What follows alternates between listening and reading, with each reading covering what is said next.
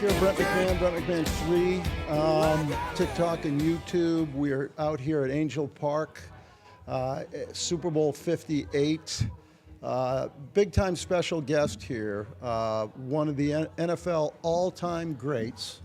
And I got to tell you, I've had a chance to be around this guy, so I'm going to give him a little bit of an introduction here. This guy is a true Renaissance man. Country recording music star. I've seen him play. Was the MC or the ambassador at the Mardi Gras. Just an all-around terrific talent. He's an artist, does a lot of things. One of the co-founders of Revenant, the cannabis brand, and here he is, none other than Kyle Turley, NFL great. Thank you, brother. I appreciate that intro. Oh, well, it's all real. Well-deserved, buddy. Appreciate that. Good to be here. Great to have you here. Awesome show, man. You're doing a great job. Thank you. Thank you, Kyle. Yes, sir. Been on the road with you, Kyle, for a while, seen you do so many great things. Obviously, this is one of the great things. We'll start real quick with Revenant. What inspired you to come up with this brand, and how did you get it going?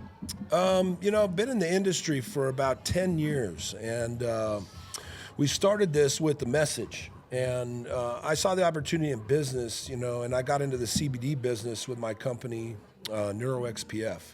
And so I've had that. Well, we were first Neuro Armor, and then we've been through it was my first introduction to getting into business with the CBD thing, and then really understanding the fight that you're up against, So, I worked a lot of this stuff out before I got into the marijuana cannabis space, it was an interesting road, and still is, even in the CBD space, with all the opportunities we now have in hemp that are, still making everybody, kind of go, what's going on here?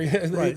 We can't allow it to go here, no way. It was supposed to just be this thing for anxiety, Right. Yeah, it is, but for all these other reasons as well. And so, having that experience, the CBD industry, then realizing the importance and trying to find my way into the, marijuana space. I was doing stuff in Prop 215, and kind of running a blunt company called Bambino Blunts, and then we won some High Times Cups and things like that. And just continue to stay attached to the industry, because we came together, Jim, me, and Ricky, and a bunch of other guys, Nate Jackson, who's here today, Eben Britton, unfortunately couldn't make it, we all collectively came together with this same message in the beginning, and then it just evolved from there, in that we all got into the industry and started doing things, and we were running neck and neck with each other.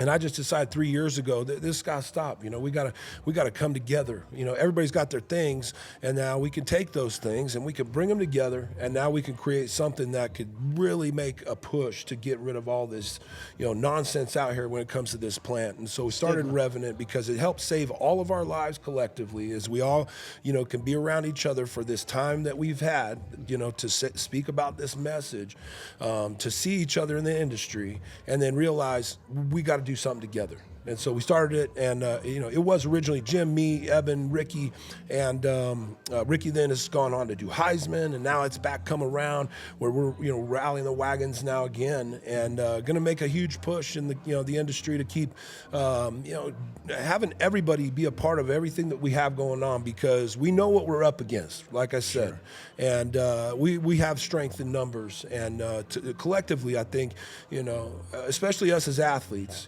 can really take charge of continuing this message and putting it into the right context and the things that need to be said and spoke about the most, because we're into politics, we're all these things now, and using our platform to really affect change. Yeah, and I saw you up there in New Hampshire with Nikki Haley. I understand you're now involved with the Cannabis Freedom Party.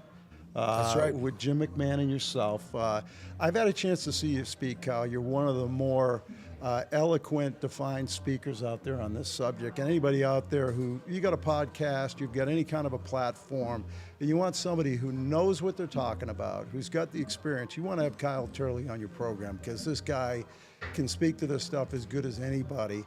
And there's no secret out there that, and I'm not out to try to hurt any business, big pharma, but, it's just... I am. Yeah, I know you are. Fuck those guys. It's just come to a point now, though, Sorry. Kyle. No, it's I don't okay. know if I could do that on your show, of bro. course you you can can. maybe edit it out. Yeah, no, I mean, I understand the passion because... Well, they're killing people, End of the day. I mean, this has got to stop. Yeah, it's got to stop. It's got to change, and it's guys like you that are leading the charge. And, the people that are out there making these decisions, the politicians that are out there, it's time in this country that this has to stop. This plant needs to be embraced, and it's people like Kyle that are leading the charge.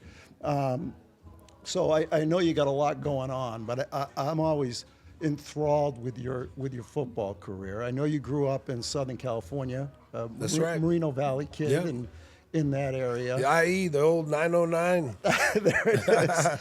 It all used to be the 909. Yeah, I got to tell you, this guy, if you want to feel small, come take a photograph next to Kyle Turley, because this guy is a mountain of a man. So you told me once when you got to college, you were a defensive lineman originally. Yeah, that's right. Yeah, I got recruited out of high school. I was only a defensive player. Yeah. I didn't play on the offensive side of the ball at all. And my high school was packed full of dudes, and our coaches made sure we had an O-line defined and a D-line defined, and nobody was going both ways. He wanted us to just be ready to go out there and destroy people. Yeah. And he built us up, and, he was putting out 8 to 10 D1s a year, to schools like, USC and big other schools out in the West. And, I went to San Diego State. 2 of us went to San Diego State out of my class in '93. And another guy went to Army. Another guy went to, I think, Syracuse, or 2 guys went to Syracuse. And another guy went to Temple. And, our high school was just stacked. So I only played 1 year of high school football. For some more trivia. Wow. I was a wrestler, and that's what I attribute most to my ability to just get on a football field and just make it happen. They put me on defense and said, go get the football. I said, okay, cool. And I got now no rules like I had in wrestling, where you can't do this, you can't do that, Right. It's like all free for all, right. And I know how to hand fight and do all these things Sure. from wrestling, and I'm like, yes. Wow, you could really get after it. Yeah, it was at every school in the country after me, as a 1-year player in high school football. And if it wasn't for my academics, because I was just not prepared to go to college, I didn't take. I was a working class family. My dad was a truck driver, farmer, and who didn't have more than $1,000 in a bank account. I think between 5 kids and all the bills, and live in California, and then. It was going to work at the airlines. That was my job, Yeah. That's what I tell kids all the time. You pick something that you can actually do right out of high school, and that's your 9 to 5, and then you can go back and do that at any point in time, and that you would enjoy doing that, and so you understand that you can go do something in 9 to 5, right. And that's still there for me today. If I wanted to go throw luggage at LAX, I don't think they'd have a problem with it. No, you'd be able to pick up a few bags. That's right. So when you were in college, you shared with me that one of the coaches had come to you at one point and said, hey, Kyle, you can be a really good defensive lineman, but you can be like an all-pro NFL offensive lineman. Yeah, that was Al Luganbill. Al Luganbill is a great college coach. And recruited me out of high school, and got me to commit to San Diego State. He was obviously we had Marshall Faulk, and that was a big draw. I mean, my recruiting trip, I got to go see San Diego State against USC. Wow. No, it was against Miami. I'm sorry. Mm-hmm. And I got to see The Rock chase our mascot up into the stands. He was playing D-line for Miami. Yeah, and then there was a huge brawl. That erupted, back in the old days, college football brawls, and The Rock chases our mascot up into the stands. It was beautiful. Hilarious. And so, I committed to San Diego State. Al Luganbill tells me when I get there, you only play 1 year of high school football. We're going to redshirt you and keep you going and playing football, and we'll see what happens. And go on the scout teams and just keep lifting weights. Because I started out my spring of my junior year, I was 180 pounds. I could bench 190. Wow. Yeah, and I was a real skinny wrestler. Same height. Surf kid, skate kid. I didn't lift weights. There was no weight rooms. There was like a little weight room in town. 24-hour fitness came around like later. You know what I mean? I got you. All these gyms that are for everybody to lift weights. Right. You really had to be into it back then. Sure. Yeah. And so 180 pounds, bench 190. By the time my coach was awesome, he had a program, and he required guys to be in the weight room in the spring if they wanted to play football in the fall. And so he had his hands on us, in the spring, and I was by the time football season rolling around, I was about 220 pounds, and I could bench like 245. Like I was like, whoa, muscles are everywhere. We didn't have all these supplements or anything, So I had this natural growth process going on that those coaches knew and saw. And then I came to San Diego State. I was like by the time I got there, I was like 230, 240, and going to play defensive end, outside linebacker. And they said, go scout team. I got on the scout team, ran offense, ran defense. And, you just look at the cards, and then the coaches are, kind of the scout team guys are going around learning all the other, the positions that they're playing, for it. And so I'd had the opportunity to work with the offensive line or be around them. Like I'll go down there and, learn some things about O-line, and then come down here and learn things about the D-line, as this progression was happening with my career. And then they came to me and they're like, I guess it just jumped off the screen for them and watching film. Like, this guy's a natural at playing offensive lineman. Offensive line, and being an O-lineman, it was something that they thought that they told me I could probably be one of the best that's ever played the game. I mean, that was Al Luganbill's words, I mean, he, to know that future of what it would be, that I'd be able to match what Marshall Faulk did coming out of San Diego State, a small school, to be a first-round draft pick, top 10. It was incredible. That had to change your life, because for somebody to say that to you, that you respected, that must have really driven you. Obviously did to, if it wasn't just that, to great heights. Because it did. It was that, and then actually him getting fired. So as he got fired at the end of the season, now you were motivated. Marshall. No, honestly, he got fired, and I was like, sweet, I'm going back to D-line. I'm gonna go kill people again. I'm gonna sack the quarterback. This is gonna be real. This is gonna be awesome. This is me. I knew it because I just love defense. It was just such a free position more aggressive to play. Yeah. But after Al said that to me, I was like, I had to think about it a little bit more. How do I approach this position with that mentality? Right. So I just kept that mentality and got my butt in the weight room and just got stacked up. By the time spring football ended, with the new coaching staff that came in that got replaced Al Luganbill's staff, you brought in Ted Tollner, Ed White, and then a bunch of other great coaches that were with us. The linebacker coach Fitz ended up coaching Ray Lewis and all those guys at Super Bowls for the Ravens. We had amazing defense and offensive coaches, and in the first team meeting, they lined up the coaches, all introduced themselves, and everybody's in the room at San Diego State, all the guys. And Ted Tollner said before he ended the meeting that we don't care where you guys go. After this meeting, after coaches have all introduced themselves, we want every one of you guys in this room to choose where you guys want to go play for this team, and we're going to figure it out from there. We can go recruit. We can get everybody to come in that we need to.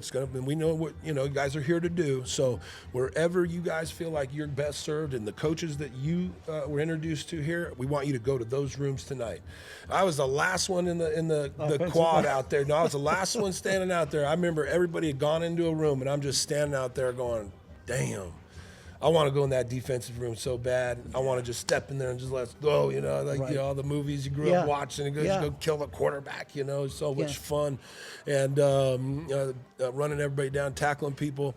And it was the wrestler in me. And then all the experience I had on the scout team after Al Luganbill said that to me, that proved to me what he said, that I could be one of the best offensive linemen in the game potentially. Right. I still wasn't there, but I was like, and then this one coach that introduced himself was Ed White, and Ed White played 17 years in the NFL. Minnesota Vikings, 4 Super Bowls. Yeah, he was great. The Purple People Eaters. He had to block those guys all day in practice. That's right. And his introduction, the way he presented himself was just like, man, I would love to play for that guy. Like the D-line coach was a great guy. He had a good little pitch there, introduced himself, but you got Ed he was White. pretty dry, to be honest. And Ed White was just this, a force. You know, that's what He's I a could legend. say. A legend and a force. You know, just the way he delivered things and he spoke, and you could tell that this man would care about you. You know what I mean? And that's important. You know, when you're dealing with coaches, to know that they're really invested in you. Yeah. And it was just something where I was standing out in that quad going, well, I want to go play defense so bad, but then there's that coach, and then there's this thing that the last coach said to me. You know, I just played 1 year high school football, and now I'm redshirt, and here I am, and I'm just like, O-line. Go in the O-line room.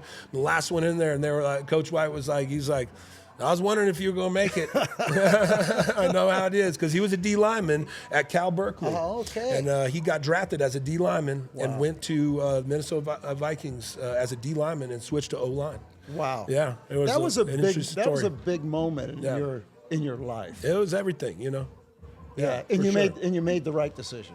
Of course, obviously, you know, it all worked out ultimately, and for more ways than one. You know, Ed White. I mean, all the stuff we're doing, you know, with what we are with Revenant and all these things I do with the Gridiron Greats with Mike Ditka. You know, those things all started, and you know, because I had this great association from this coach who had this attachment to the game, you know, from this great history of it. Yeah. And I was a fan. I watched these guys. This is why I love football. You know, I always wanted to play. It just escaped me in Southern California. You know, growing up a surf, skate, snowboard kid. You know, skinny. I was a wrestler, so you know, I wasn't playing football or anything like that. Parents got divorced when I was about 14, so I was on my own. You know what I mean? Running the streets of Moreno Valley, California, while that place was growing up. You know, you know, we moved there when they had the racetrack, and then it became a big shopping mall. You know, and then all the houses everywhere, and then all the people moving out from LA. I mean, I was going to school out there with like, you know, Piru Bloods, Grape Street Crips. I was going like it was real, and they were all my boys. We all played sports together and all that, you know. And Moreno Valley was this like really cool melting pot of a place that produced, you know, a kid like me to be able to take direction like that, because I learned it from the coach that told me, Kyle, if you commit to this, I'll get you a scholarship. Al Luganville, Kyle, if you commit to this, you'll be the best lineman ever, you know. And then meeting Ed White and saying, Kyle, you commit to this, and with me, you will accomplish everything you want to. And you did. And so when you get out of, you end up in the San Diego State Hall of Fame, which is quite a tribute. And then you get drafted by the New Orleans Saints. That's right. And you're the number one pick of the Saints that year. What number did you go in the draft? 7th. Yep, lucky 7. Lucky number 7. We're here in Vegas, lucky 7. That's right. It was an amazing day. Mike Ditka calls my house. I'm sitting in my house, you know, like 4 years after I decided to play football. 5 years, baby. No, only 4. I think it's like total of 4 years. Wow. That I decided to play football, and I'm sitting at my house again, back at my mom's in Moreno Valley, and I got all my friends and family, because it wasn't what it was today. You know, New York, I mean, you could see the old draft stuff from 1998. It was like, I don't really care to go. It's like, now, you know, you wouldn't turn it down if you knew you were going to be a first rounder. Yeah, I mean, 7th pick. Jeez, what they do for these guys. So you got, what did Big Mike say to you? Yeah, he just get this phone call from Mike. My agent calls. He's like, KT, he's like, hey, Mike Ditka's going to draft you. You're ready for this. He's going to give you a call. I was like, are you kidding me? Are you kidding? I thought the Eagles were I was going at the Eagles. That's where I thought. I was going to go to Philly. I'd taken a visit out there. When you're a potential first rounder, they fly you out like college, and you do recruiting trips. You know, they want to see who you are. You know, they put you in these scenarios. Went to Miami. They had about 10 of us there, you know, like all the top players that they were after, you know, from all the different positions. And, you know, they put you in these scenarios. Like, they literally took us out to nightclubs and, like, put us in these scenarios. Like, let's see what these guys are going to do. Wow. You know what I mean? Yeah. And you get these dinners at restaurants, and you just paraded around, and it was incredible. And I went to Philly, you know, and some teams were really just kind of like, we just want to meet you, you know, we want to sit down, we want to talk to you. And you know, Philly was kind of boring. You know, I was stuck in a hotel, picked up, dropped off, met the coach, met the owner, you know, all these things. Back on the plane, you know. Atlanta was the same, except I got to hang out with Art Shell. That was incredible. You know, old lineman and Raider. You know what I mean? Oakland Raiders. Unreal. And a big. I was you know, I was a big fan of his, and he knew Ed White. You know, so he knew. And they were at 12. Philly was at 11. I believe. And then, so I thought I was going to Philly earliest at 11. Yeah. And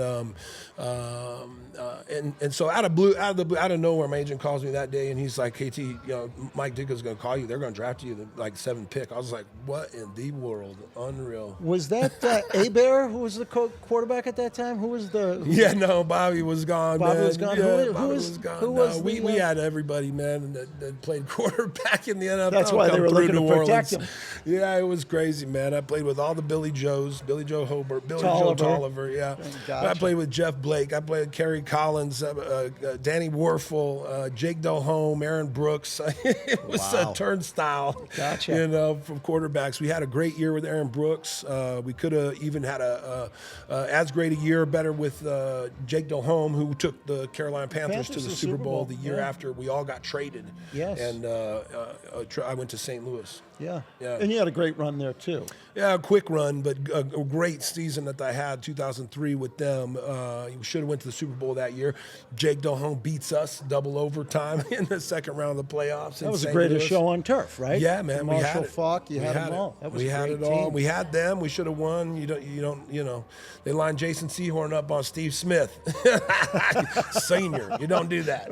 No. Bye bye. Yeah. He was a great receiver. Yeah. So and you played for the Chiefs. Yeah, ended with the Chiefs. I had a bad back injury. It interrupted my career for a couple years. Made it back, played 2 more years in the NFL. I tell people I made it to the NFL twice. I made it and became a first-round draft pick, at the 7th pick to the Saints, and played 6 years of the best football anybody played, period, at the offensive line position. I don't care who you are.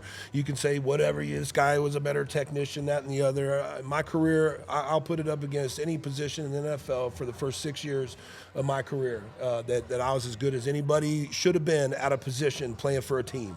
And, made a couple Pro Bowls, made 2 All-Pro teams, should have made all of them. I was all-rookie team and should have made Pro Bowl for that year because I played guard. I started at tackle. I know what rookie does that, right? I had to come in and block Warren Sapp at guard, and then Willie Roaf goes down for a couple games, 3 games. I played left tackle for him and shut down all kinds of cats out there that they thought were going to run through me. I'm a rookie, right? And I was playing guard. Now I'm playing left tackle when I was a right tackle, all these things. So, I was a nasty player.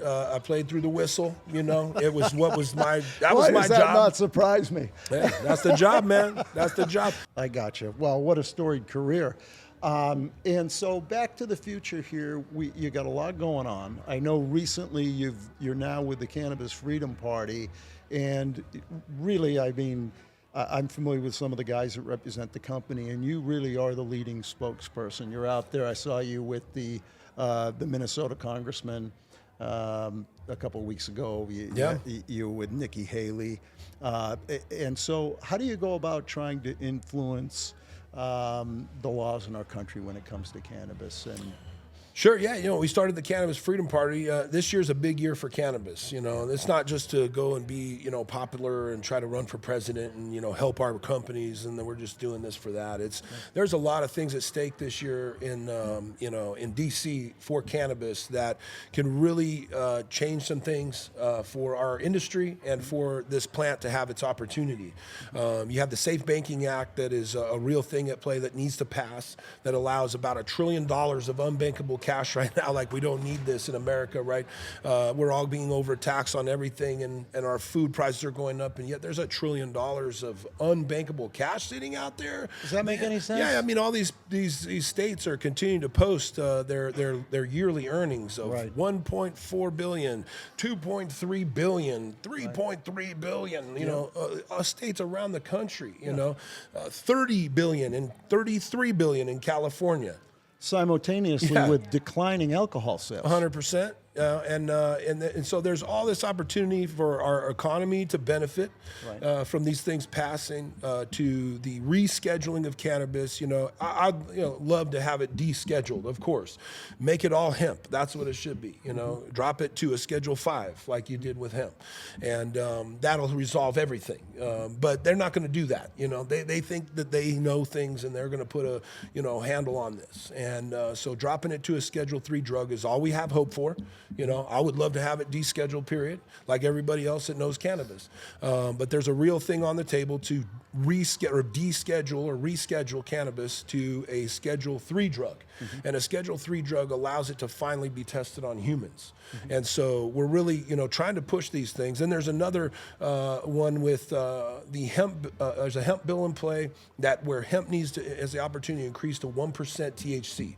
Right now it's a 0.3 ratio. So CBD companies, all these things are getting in the kind of gray water with the government, with all these THC cannabinoids that are out there that are, people are getting their hands on, and it's a very popular, thing because it's real cannabis. It's just another strain of, marijuana. They just don't know that. They don't want to know that. They don't want to understand this plant is the plant. There's, there's certain strains in all of it, and it's all from the same thing. So, but this play with, the Safe Banking Act, you get the Schedule 3 drop, you increase to 1% of hemp THC allowance up to 1%. Then all these opportunities that people are working on right now, I think, can then go really fast forward more.